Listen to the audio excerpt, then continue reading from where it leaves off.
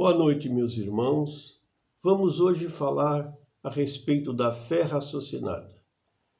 Primeiramente, vamos definir o que é fé, utilizando-se o dicionário da língua portuguesa, o Aurélio. Fé é estado ou atitude de quem acredita ou tem esperança em algo.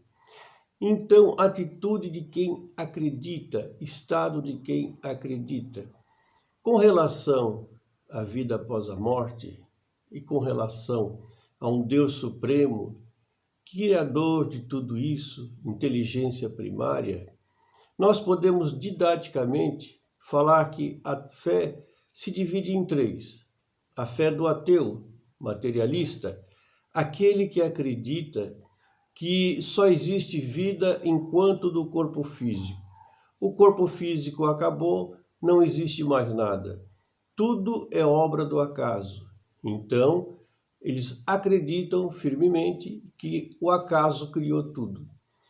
Então, meus irmãos, hoje existe uma corrente de cientistas que dizem que o espírito é o resultado químico que se processa do nosso corpo. Ora, desse processo químico do corpo, nasce uma entidade. Nós, né, como pessoa, como persona, com personalidade. Então, esse espírito vive enquanto vive o corpo físico. É como uma chama mantida por uma fonte de gás. Enquanto existe a fonte de gás, a chama queima e ilumina. Acabou a fonte, a chama se apaga e deixa de existir. Então falamos da fé do ateu.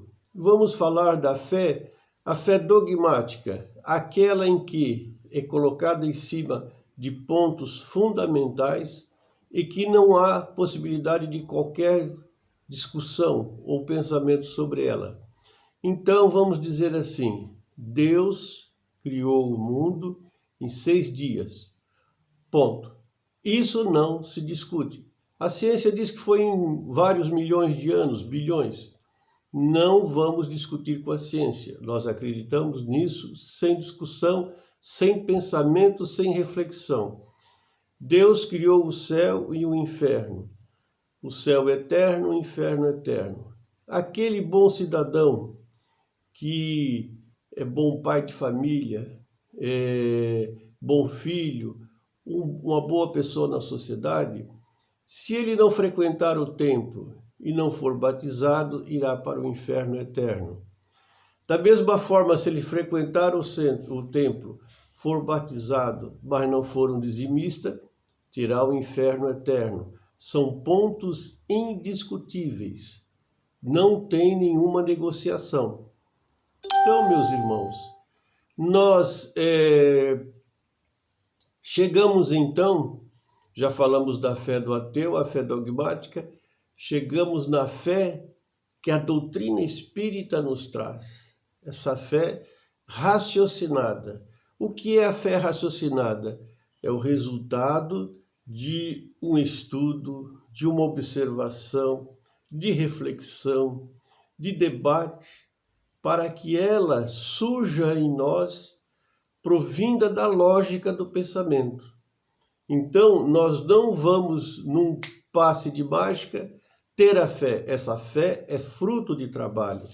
E Kardec fala nisso já quando ele vem nos falar sobre a doutrina espírita e a sua revelação.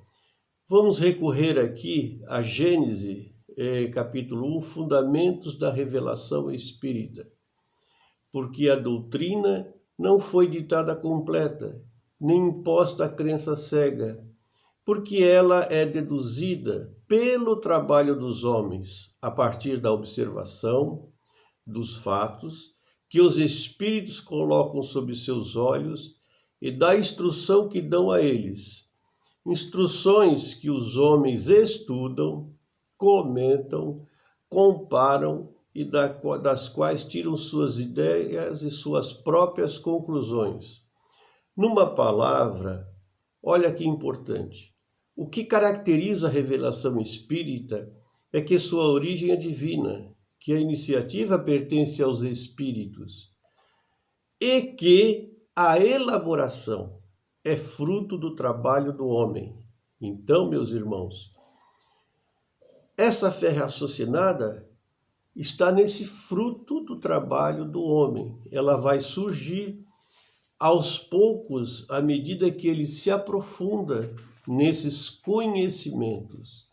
Então, nós podemos dizer assim, pelo que a doutrina espírita nos apresenta: Deus é Pai de infinita bondade e justiça e criou seus filhos todos iguais, simples e ignorantes, e todos vão fazer o seu caminho evolutivo. E assim, meus irmãos, como é que ele traçou esse progresso para nós? E nós falamos nós espíritos, não nós corpo físico. Vamos usar uma figura de linguagem e dizer que Deus nos criou em embriões pré-espirituais, embriões princípios espirituais.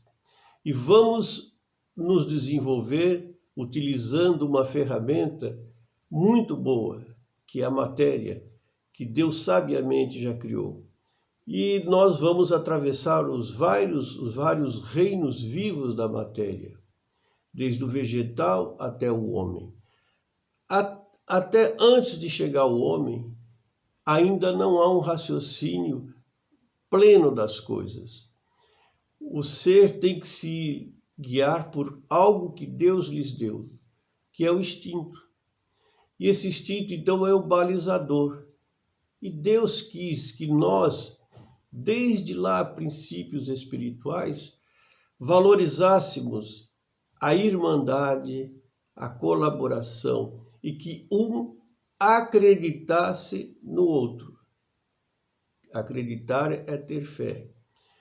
Se nós analisarmos o reino selvagem, que está mais próximo de nós e que é bem conhecido, vamos ver que os grupos de indivíduos se formam para que juntos cooperem, colaborem, confiem um no outro e assim sobreviva, porque Deus, na sua imensa sabedoria, ele determinou que nenhum animal vive sozinho, ele perece, ele tem que estar ligado a um grupo, eles têm que estar unidos, porque essa união faz com que eles se protejam, que eles se vigiem, que eles façam ataques coordenados para abater as suas presas e ter alimentação. Existe uma hierarquia, o sentimento de propriedade de um determinado território. E, conforme dizem os pesquisadores, já há lampejos de bem-querência entre eles, de respeito na escala hierárquica, que é muito interessante a gente conhecer. E podemos dizer também, nós como raça humana, chegamos aqui aonde chegamos, justamente porque vivemos em colaboração. Existe a nós, um depende do outro, há um entrelaçamento. Se vivêssemos sozinhos, em famílias sozinhas, provavelmente estaríamos ainda lá na pré-história. Mas essa interdependência foi que reforçou os laços que unem as pessoas. E uns passam a acreditar no outro e passam a ter fé no outro. Então, meus irmãos, vamos analisar assim. Quando a gente vai no supermercado, compra uma comida. Quando a gente pega o nosso carro e sai numa autoestrada. Quando nós viajamos de avião e atravessamos oceanos, desertos. Quando passamos por pontes elevadas, subimos em grandes edifícios. Tudo isso nós estamos acreditando no trabalho do próximo. Estamos acreditando no próximo que produziu essas coisas para nós. Então é uma fé. Acreditar é ter fé.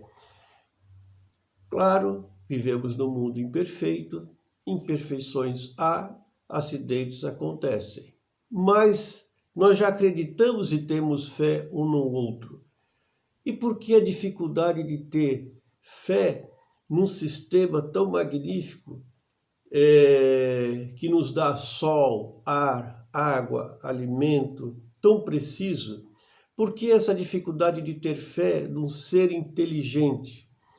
Eu vou até aqui comentar uma entrevista que eu vi com uma celebridade, que ela foi viajar a um local muito longe, num canto longínquo do planeta, e aonde tem um mar cristalino, pouquíssimas pessoas, os hotéis são muito finos, muito bons, e ele esteve lá, fez uma longa viagem de avião, precisou usar um barco, até que chegou ao hotel. Lá participou de mergulho com mergulhadores profissionais e ficou encantado com o que viu.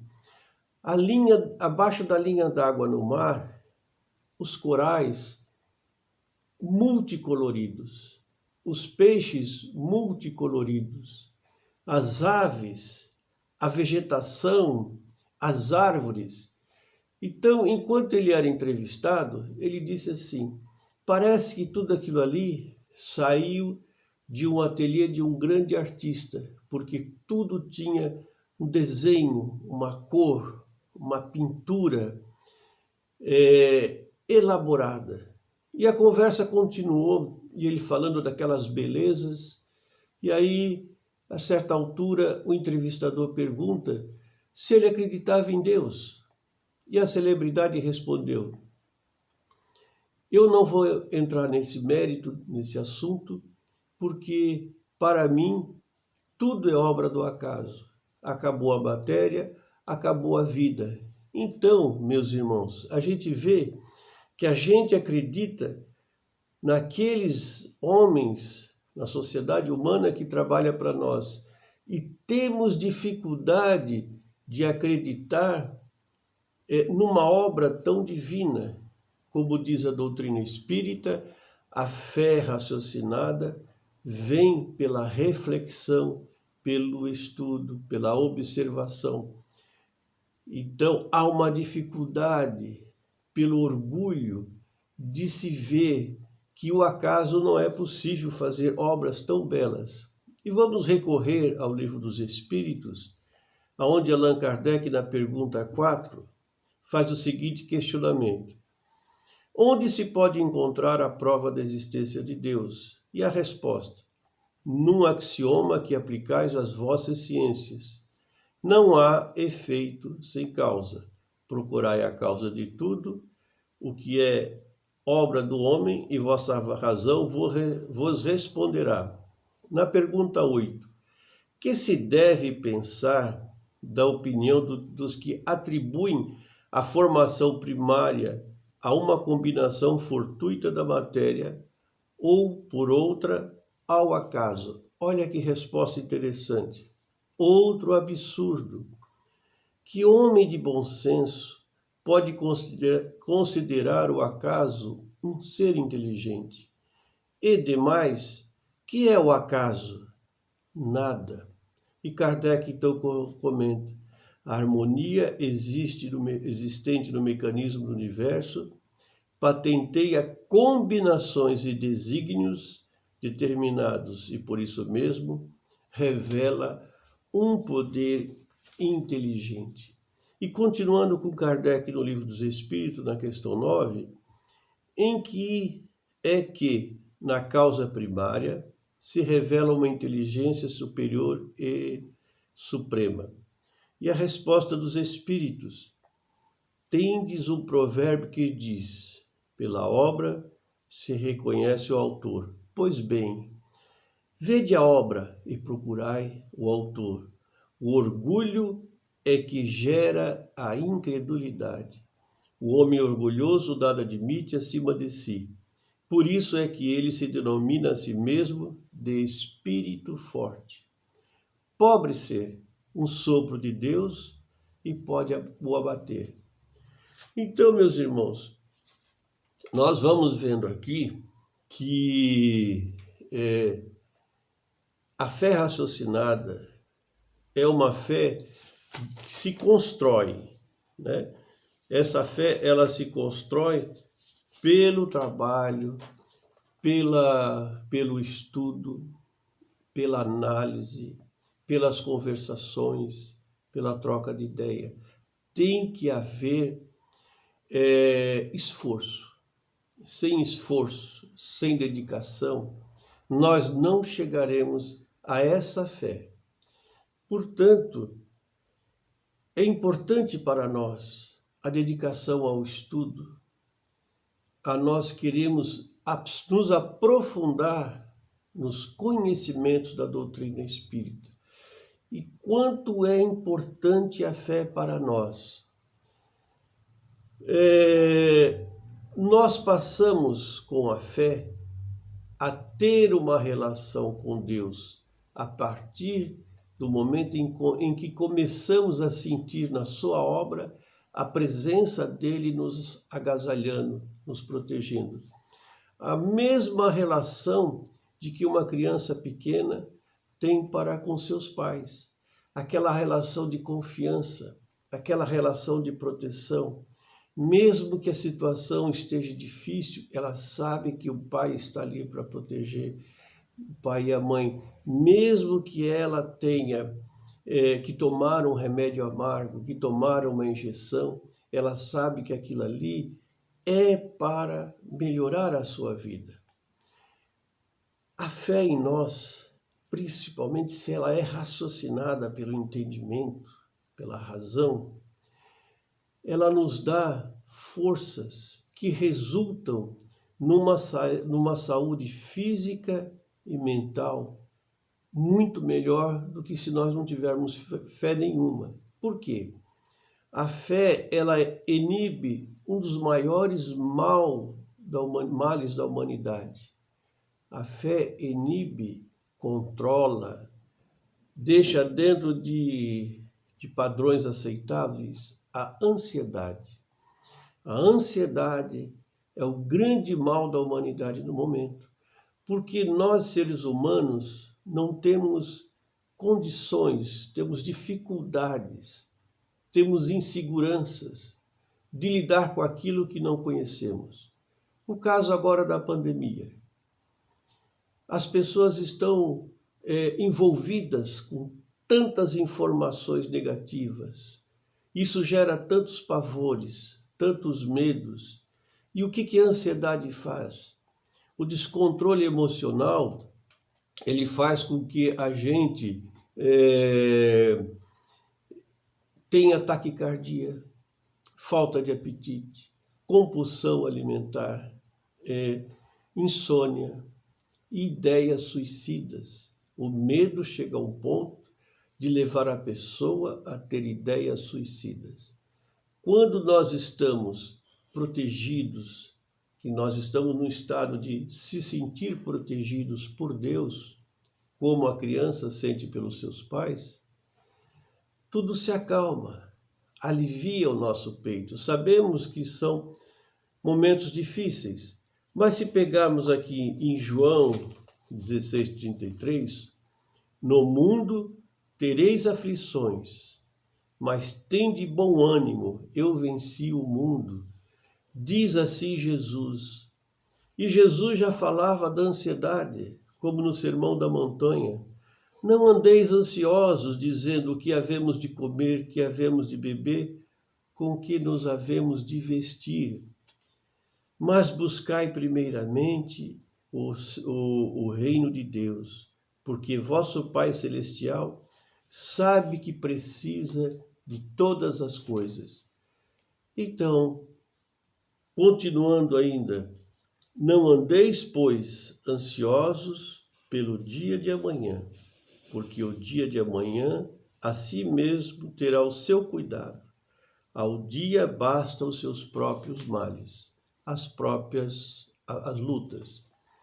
Então Jesus diz para nós que esse mundo é um mundo de aflição, mas que com a fé e a fé raciocinada, nós temos condições muito melhores de enxergar os problemas da vida e ver que em nenhum momento Deus nos castiga.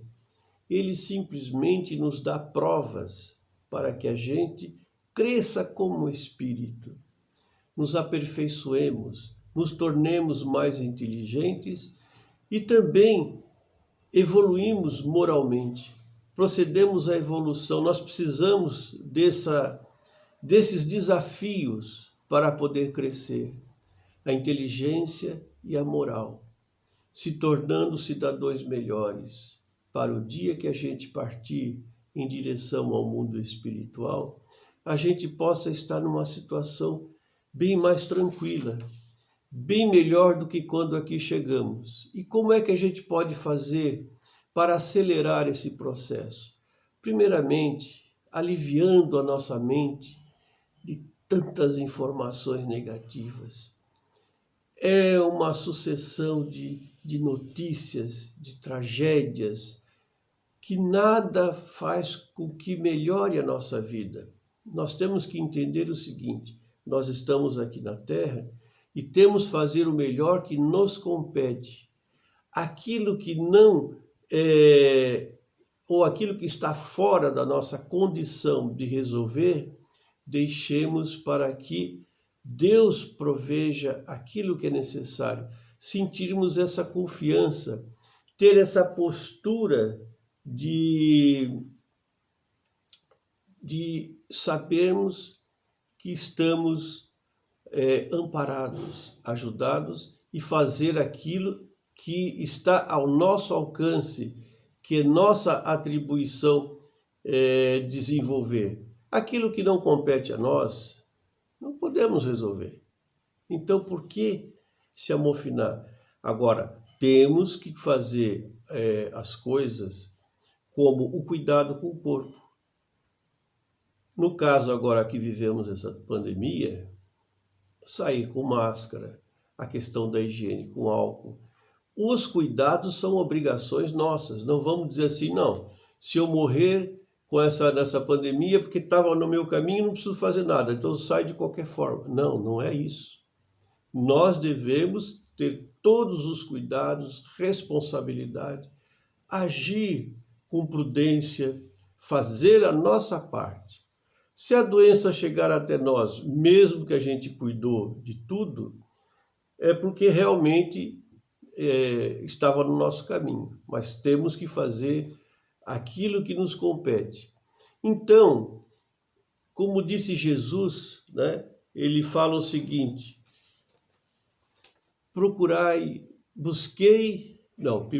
pedi e se vos dará, buscai e achareis, batei à porta e se vos abrirá, porque quem pede recebe, quem procura acha, e aquele que bate à porta abrir-se-á. E Deus, sendo bom, muito melhor que nós, só nos dá boas coisas. Nós que somos ainda imperfeitos, não damos uma serpente ao filho que pede um peixe, ou uma pedra àquele que pede um pão. Então, como está no Evangelho segundo o Espiritismo, esta máxima, buscai e achareis, é igual àquela que diz, ajuda-te, que os céus te ajudarão. Nós temos que nos ajudar, nós temos que fazer a nossa parte. E concluindo, nos espiritualizando, conhecendo o nosso lado extrasensorial, é que vamos ter a certeza que podemos confiar, acreditar em Deus nosso Pai, ter fé nele, a fé divina, a fé raciocinada, tão importante, que desenvolve em nós a autoconfiança e também desenvolve em nós a fé humana. Nós passamos a acreditar em nós também, porque sabemos que estamos amparados por Deus e temos as nossas potencialidades para sermos virtuosos. Então, meus irmãos, essa é a mensagem da noite. A fé raciocinada, o trabalho, pela prece, pelo estudo, pela boa conversação, enfim, sempre procurando ver Deus em todas as coisas. e sempre vendo que no mundo não há tragédias, há desafios que Deus permite que nós passamos para que cresçamos espiritualmente. E assim vamos todos nós desenvolver e fortalecer pelo esforço a fé raciocinada dentro de nós. Que a paz de Deus e de Jesus estejam com todos.